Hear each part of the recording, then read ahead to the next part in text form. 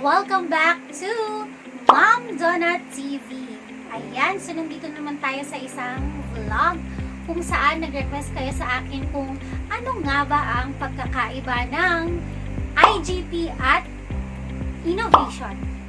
Ayan, pag sinabi nating innovation, ito yon. Pag sinabi naman nating IGP, ito yon. Ngayong araw, ituturo ko sa inyo kung ano nga ba ang ating Deped format for IGP and innovation para naman maiwasan nyo ang RTS or return to sender. Ready na ba kayo? Let's go!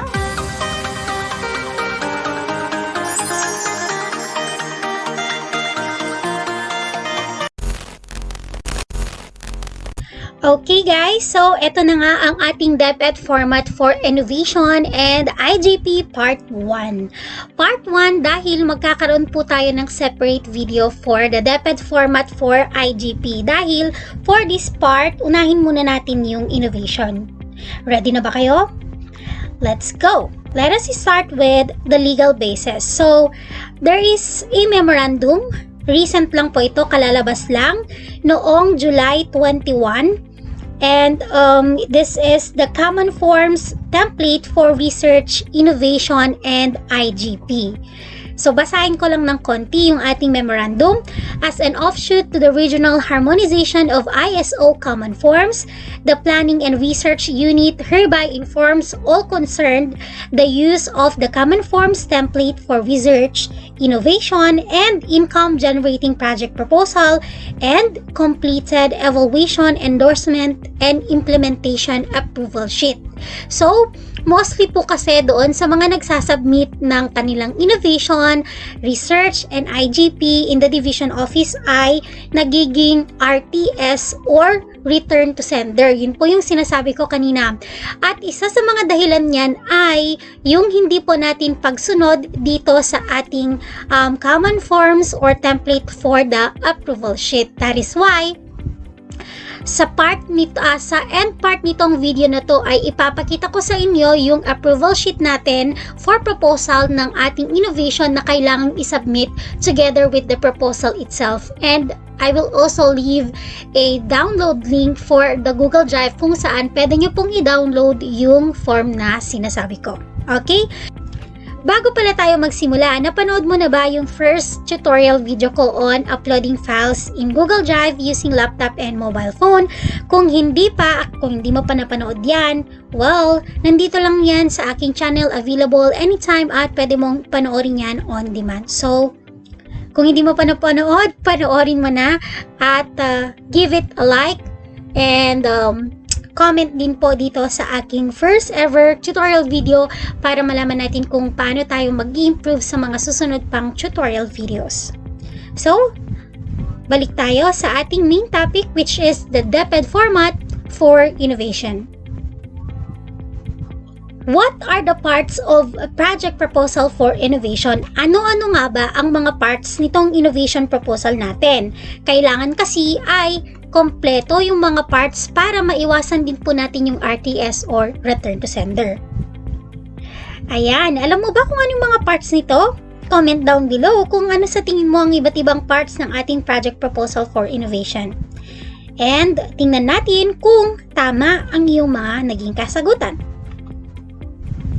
So, we have here the different aspect and description for our Deped format.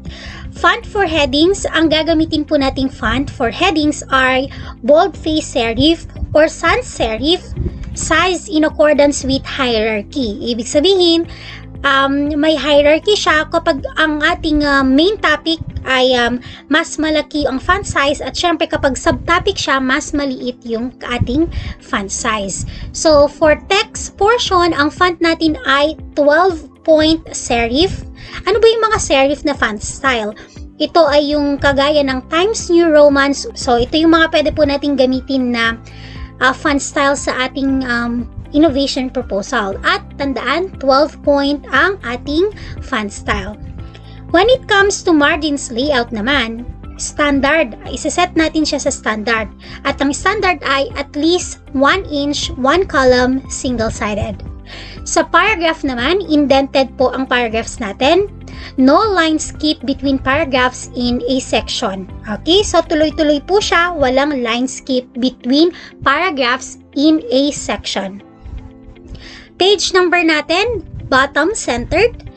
Paper na gagamitin po natin ay letter or 8.5 by 11, but I think in the division ay ang ginagamit po natin ay A4. So gumamit tayo ng A4. And ang line spacing natin in between text ay 1.5. So ito po yung importanteng tandaan natin na different aspects sa ating innovation proposal. Now, let us proceed to the different parts. The first part is ito. Makikita natin sa unang part po ng proposal natin ang name of proponent, project title, and project time frame. So, dito sa project title, nakalagay dyan, ang ating tip dyan ay sentence summary of the project scope. So, ang project title natin ay sentence summary of the project scope. Now, let us look into an example of this part para mas maintindihan po natin. Ayan. Name of proponent, Madeline L. Macaling, PhD, CESO 6, Assistant Schools Division Superintendent, Officer in Charge, Office of the Schools Division Superintendent. So, doon po sa name of proponent, importante ilagay po natin yung buo nating pangalan and yung katungkulan natin at kung saan tayo naka-assign. Sa project title naman, tingnan natin yung ginawa niya, Project Pagbailasyo, Balsa. So, yung project Pagbailasyo po niya ay acronym for Promoting Academic Growth and Behavioral Advancement in Typhoon-Stricken and Inundated Localities by providing adequate supply of instructional materials and web-based equipment. So, as we can see, the project title is balik tayo dun sa ating, is a sentence summary of the project scope. Project time frame, specific po yung project time frame natin. Nakalagay yung month, date, and year. Kung kailan magsisimula at kung kailan matatapos. So, since dito sa kanyang project time frame, good for 1 year yung project niya. So, February 11, 2021 to February 11, 2022. So, yan ang first part po ng ating innovation. Now, let's proceed to the next part. Ang susunod naman na parts ay ang project contacts. In here, you should be able to list the persons who are involved with the project and can be contacted. Ibig sabihin, dapat ay gumagana yung ilalagay natin na number, cellphone number, and yung kanilang email. Be sure to include their names, titles, roles in the project, as well as phone numbers and email addresses. Now, let's look into an example of how our project contacts will be written in the proposal. Ganito po yung magiging itsura niya. Okay, so konting tip din sa ating project contacts, we should include at least 3, okay, 3 na project contacts, and yun na nga, lagay natin yung pangalan nila, position nila, ano yung role nila sa project, and their contact details. So, nakita natin dyan, naka-provide yung 3 project contacts for the project. Next part of our innovation proposal is the project summary or the Roman numeral 2. So, dito sa project summary, may mga iba't ibang tanong po tayong dapat sagutin at i-discuss in paragraph form.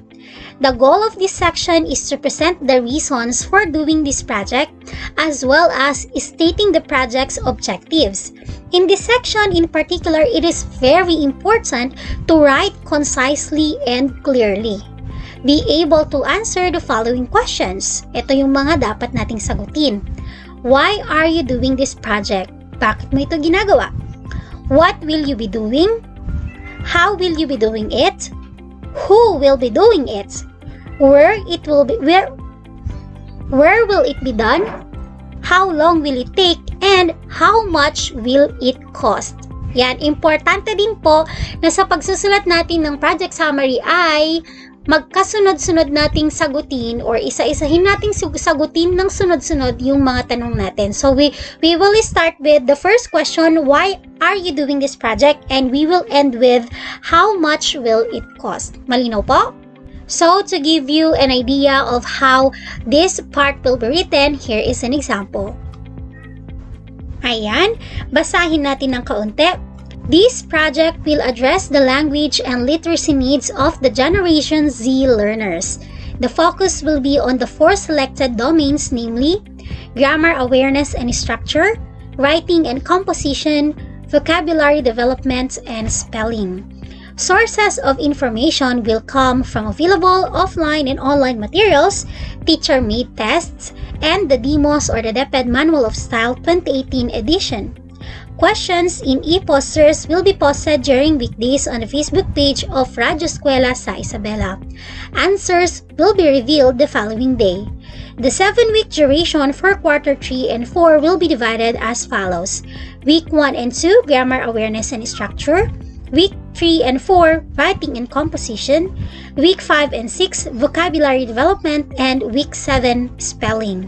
The project will cost 1,400 pesos for prepaid load allotment to acquire internet access and another 700 pesos for prizes in the form of prepaid load. So if you notice, nagsimula po yung project summary with answering why are you doing this project, bakit mo ito ginagawa, and it ended with how much will it cost. So it's not necessary naman to put a lot of paragraphs in this part of the project summary. So this is just an example and you may still improve this example. Now let's proceed to the next part. The next part is the project background.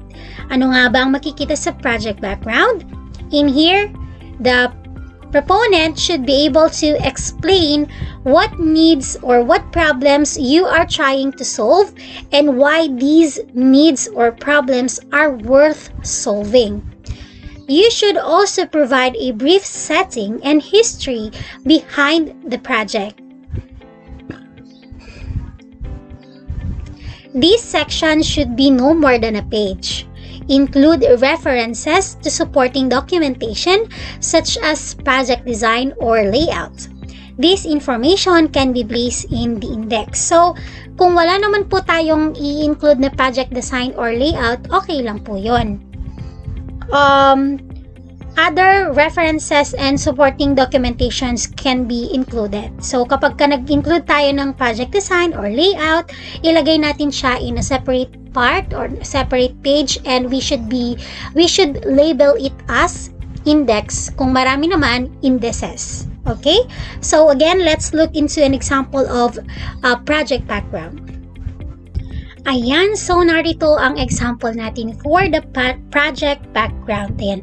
English Express is likened to an express mail which instead of providing messages will provide information to Generation Z learners about the 4 selected domains of language and literacy. So, sabi po kanina dun sa ating guidelines ay dapat 1 page lang itong part ng ating project background. So, diniscuss ko dito lahat yung mga kailangan nating i-discuss for this part. And makikita nyo dyan hanggang dun sa pinakahuli kung bakit natin kailangan gawin yung ating innovation.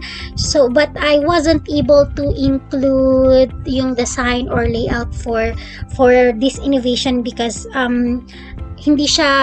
it is not required for this kind of innovation. So, pero kung required naman po sa inyo is you can put that and include that in the index or indices. So, yan. 1 page for the project background, including all the necessary things that is supposed to be found in this part. So, let's go to the next part of our project proposal innovation. Part 4 is the project objectives. In here, we need to state or explicit what goals the project is aiming to achieve. So, minimum of 3 objectives for the innovation proposal. Ayan, so project Pagbailasiw aims to generate, ensure, establish, capacitate. So, kung mapansin po ninyo sa pagsusulat natin ng objectives, of course, it should begin with an action verbs like generate, ensure, establish, and capacitate. At least 3 for your innovation proposal. So, I guess madali na lang yan para sa atin dahil iisa-isahin lang naman natin dito kung para saan nga ba yung ating innovation. And now, the next part is part 5, which is project methodology. At ang ating project methodology ay nahahati sa tatlo. So this section details the plan for how the project objectives will be achieved. It usually starts with a description of the overall approach. Then we have letter A, work breakdown and task time estimates. Letter A, work breakdown and task time estimates. In this section, you should create a detailed project schedule.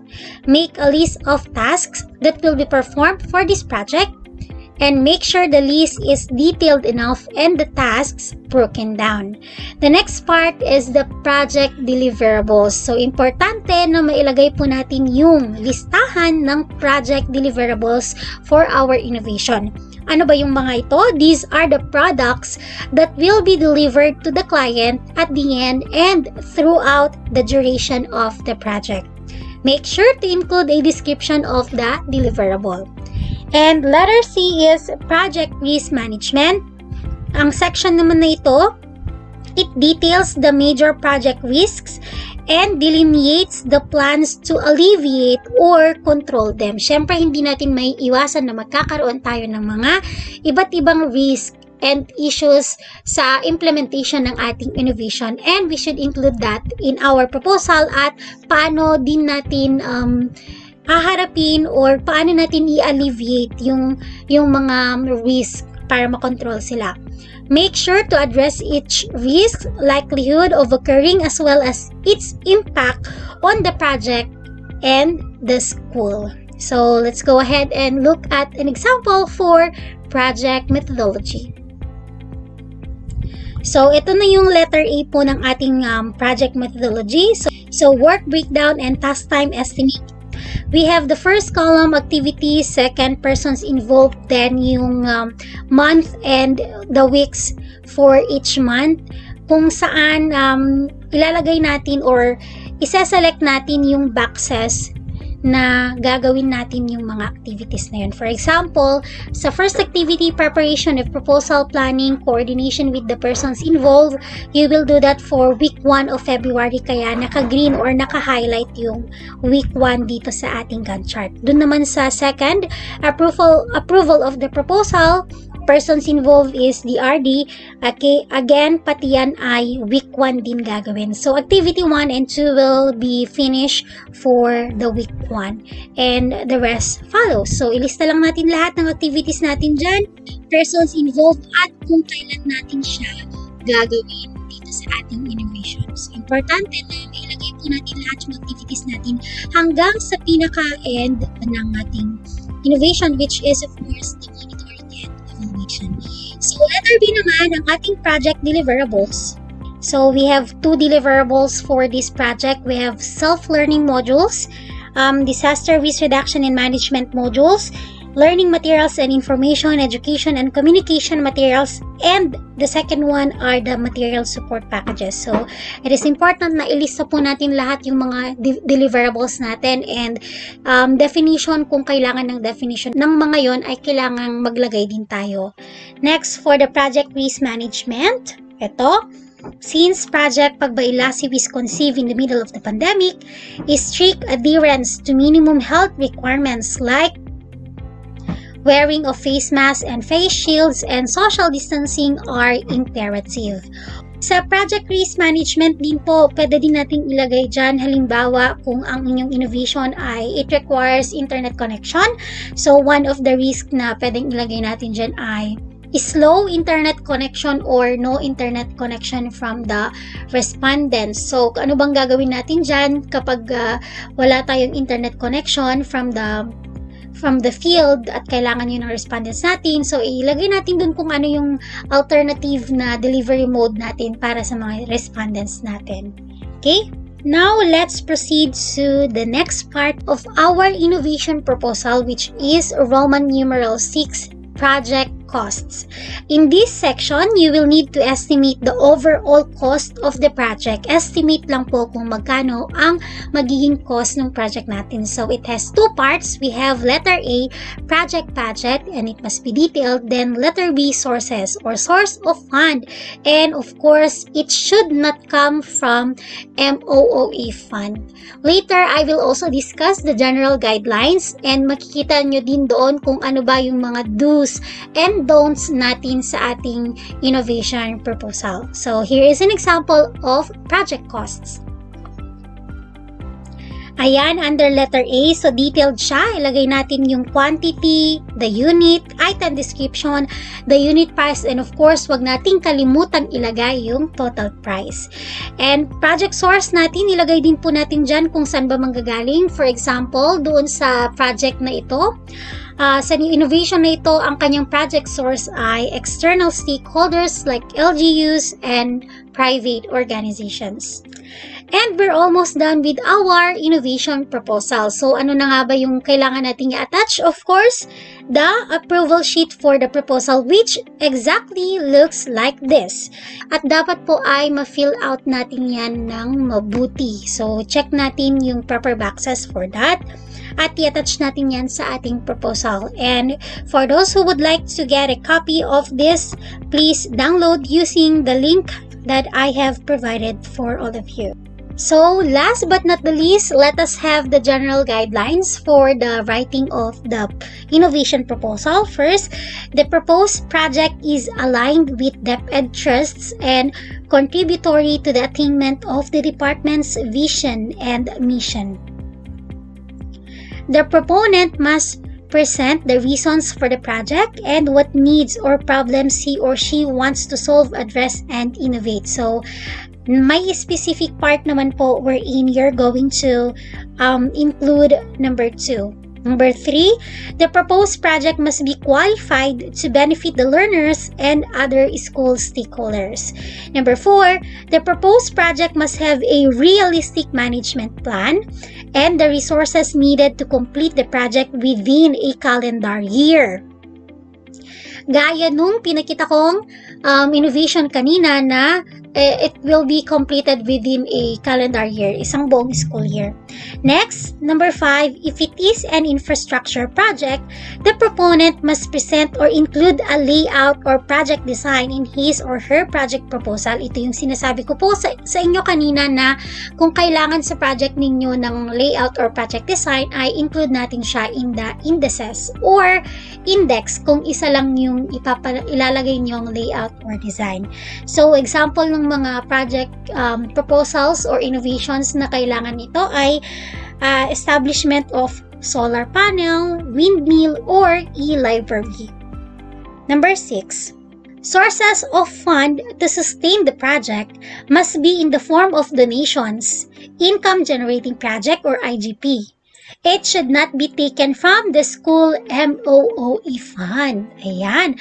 So, pwede naman din pong personal fund if you are willing to, of course, spend your personal money for your innovation.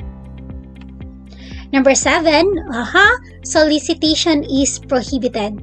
Bawal pong ilagay na ang source of fund natin ay from solicitation. Bawal din po mag-solicit for the innovation.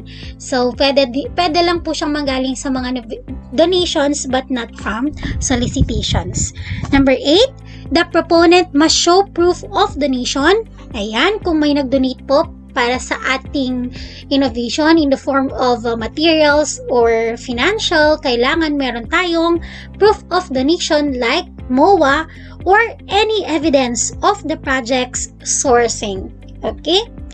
Next, when the project is already complete, the evaluators will monitor the project again and will issue an evaluation form showing that the project is already finished. The evaluation should be a requisite for the approval of the final report. So, ito na po yung ating next steps after po nating ma-implement yung innovation natin. But, I did not discuss this yet dito sa ating tutorial dahil ang focus po natin dito ngayon ay ang proposal. Number 10, while the project is ongoing, the project evaluators will come and visit to monitor the status of implementation. Number 11, if the proponent will use the project proposal as innovation for promotion purposes, acceptance of the project depends on the PSB or the Personnel Selection Board. And number 12, the project must have a provision for sustainability and replicability. So take note who will innovate: teachers, master teachers, head teachers, principals, and non-teaching personnel. Okay, so our project classification should be on the following. First, we have access. Second, quality and relevance. And of course, governance. Then meron din po tayo nakalagay dito, not all project proposals related to Deped's current projects and programs are not necessarily to be approved as innovation, for these are embodied in the SIP or AIP of the school. Example po dyan is yung sa gulayan sa paaralan. So kung ang inyong innovation ay related sa current projects and programs ng Deped, hindi po siya ma-approve as innovation. Always remember, innovation is the introduction of new ideas, goods, services, and practice which are intended to be useful. It could address gaps on access, quality and relevance, and governance or management of education service, such as increase enrollment participation rate and reduce dropout and failure rates, improve academic performance, and enhance learning environment, or improve physical facilities. It could be a product of contextualization and indigenization. So lahat po ng mga yan ay kailangan nating tandaan kapag tayo ay gagawa ng ating innovation proposal. For sure, dito sa point na to ay meron na kayong naisip na pwedeng gawing innovation proposal. So, ito yung mga sources ng ating presentation. So, once again, thank you so much. Please watch the part 2 of this tutorial series for the IGP or the Income Generating Project. Good luck and God bless sa lahat po na magsusulat ng kanilang innovation proposal. At yan na nga, hopefully ay nakatulong sa inyo ang video na ito upang maunawaan ang pagkakaiba ng IGP at innovation. Siguro naman sa susunod, hindi na kayo magiging return to sender or RTS. Sa lahat ng mga gustong sumulat ng innovation and IGP, good luck and God bless sa inyong lahat. Kung meron kayong karagdagang katanungan, huwag kalimutang mag-comment dahil babasahin ko yan lahat after mag-upload itong ating vlog. So, once again, this is Ma'am Donut TV. Kung bago ka dito sa channel, please remember to like and subscribe!